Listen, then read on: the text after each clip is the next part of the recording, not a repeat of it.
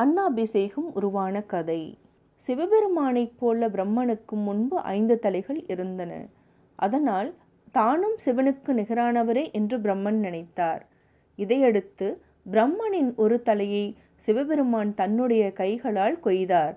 அப்படி துண்டிக்கப்பட்ட தலை சிவபெருமானின் கையை கவ்விக்கொண்டது. ஈசனுக்கு பிரம்மஹத்தி தோஷம் ஏற்பட்டது. கையை கவ்விக்கொண்ட பிரம்மனின் கபாலம் பிச்சை பாத்திரமாக மாறியது. அந்த கபால பிச்சை பாத்திரத்தில் அன்னமிட்டு நிறையும் போதுதான் சிவபெருமானின் கையை விட்டு கபாலம் பிரியும் என்பது அவருக்கான சாபம். சிவபெருமான் காசிக்கு செல்லும் போது அவருக்கு அன்னபூரணி அன்னமிடுகிறாள். அவளது அன்பினால் கபாலம் அன்னத்தால் நிரம்பியது. இதையடுத்து பிரம்மனின் கபாலம் கீழே விழுந்ததோடு ஈசனின் பிரம்மஹத்தி தோஷமும் நீங்கியது. அன்னபூரணி சிவபெருமானுக்கு அன்னமிட்ட தினம் ஐப்பசி மாத பௌர்ணமி ஆகும். எனவேதான் அன்றைய தினம் சிவபெருமானுக்கு அன்னாபிஷேகம் செய்யப்படுகிறது. சிவபெருமான் அபிஷேக பிரியர். அதனால் அவருக்கு 11 வகையான பொருட்களால் அபிஷேகம் செய்வது வழக்கம். அந்த அபிஷேகங்களில் மிகவும் சிறப்பானது அன்னாபிஷேகம். ஐப்பசி மாத பௌர்ணமி தினத்திற்கு மட்டும் தனிச்சிறப்பு உண்டு. அன்றுதான் சந்திரன் தனது சாபம் முழுமையாக தீர்ந்து 16 கலைகளுடன் முழு பொலிவுடன் தோன்றுகிறான். ஐப்பசி மாத பௌர்ணமி தினத்தின் போது சந்திரன் பூமிக்கு நெருக்கமாக வந்து அதிக பொலிவுடன் தோன்றுவான். சந்திரனை தன்னுடைய சடைமுடியில் சூடிய சிவபெருமானுக்கு அந்த சந்திரன் முழுமதியாக ஒளிரும் நாளில் சிறப்பு வழிபாடு செய்வதில் வியப்பென்ன இருக்கிறது. நவகிரகங்களில் சந்திரனுக்கு உரிய தானியம் அரிசி என்பதால் அன்று சிறப்பு வழிபாடாக ஈசனுக்கு அன்னாபிஷேகம் செய்யப்படுகிறது என்றும் சொல்வார்கள். அன்னாபிஷேகம் செய்வது எப்படி? சமைத்து சற்றே ஆற வைக்கப்பட்ட அன்னத்தை கொண்டு சிவலிங்க திருமேனி முழுவதையும் மறைத்து அதன் மேலாக காய் கனி வகைகளை கொண்டு அலங்கரிப்பார்கள். இந்த வேளையில் யஜுர்வேதம், ருத்ரம், சமகம் போன்ற மந்திரங்களின் பாராயணம் செய்யப்படும். வழிபாடு முடிந்த பிறகு லிங்கத்தின் ஆவுடையிலும் அடிப்பாகத்திலும் சாத்தப்பட்ட அன்னத்தை எடுத்துச் சென்று கோவில் குளத்திலோ அல்லது ஆற்றிலோ அல்லது பிற நீர்நிலைகளிலோ கரைப்பார்கள். அவை நீர்வாழ் உயிர்களுக்கு உணவாக கிடைக்க வேண்டும் என்பதற்காகவே இவ்வாறு செய்யப்படுகிறது. நல்ல அதிர்வுகளும் உடலுக்கு தேவையான கதிர்வீச்சுகளும் நிறைந்திருக்கும் மேல்பாகத்தில், அதாவது பானத்தின் மீது சாத்தப்பட்ட அன்னம் மனிதர்களுக்கு பிரசாதமாக அளிக்கப்படும். இந்த பிரசாதத்தை உண்டால் நோய் நொடிகள் வராது, குழந்தை பாக்கியம் கிட்டும் என்பது ஐதீகம். சிவனின் பரிபூர்ண அருளை தரும் அன்னாபிஷேகம்.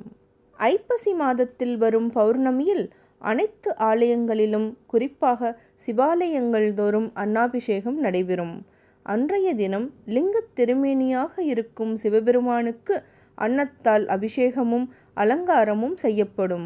அன்னம் என்பதற்கு உட்கொள்வது, உட்கொள்ளப்படுவது என்று பொருள் உண்டு. தானங்களில் சிறந்த தானமாக அன்னதானம் எப்போதும் இருந்து வருகிறது. உலகில் தோன்றிய ஒவ்வொரு உயிர்களுக்கும் உணவு என்பது கிடைத்தாக வேண்டும். அப்படிப்பட்ட அன்னத்தை தனக்கானதாக மட்டுமே வைத்திருப்பவர்கள் எவராக இருந்தாலும் அவர்களால் இறைவனையும் இறையருளையும் அடைய முடியாது என்பது நிதர்சனமான உண்மை. அந்த வேத உண்மையை பறைசாற்றும் விதமாகவே கோவில்களில் அன்னாபிஷேகம் நடத்தப்படுகிறது. இறைவன் திருமேனியில் வைக்கப்பட்ட அன்னம் பக்தர்களுக்கும் நீர்நிலைகளில் உள்ள ஜீவராசிகளுக்கும் பிரசாதமாக வழங்கப்படுகிறது.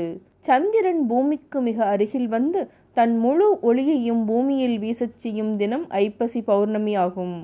இது விஞ்ஞான ரீதியாக நிரூபணம் செய்யப்பட்டது.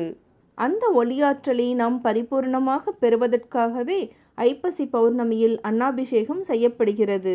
ஐப்பசி பௌர்ணமி அன்று சிவன் கோவிலில் மாலையில் இறைவனுக்கு அபிஷேகம் செய்து நன்கு துடைத்துவிட்டு இறைவனின் திருமேனியை மூடும் அளவுக்கு அன்னத்தை சாத்துவார்கள்.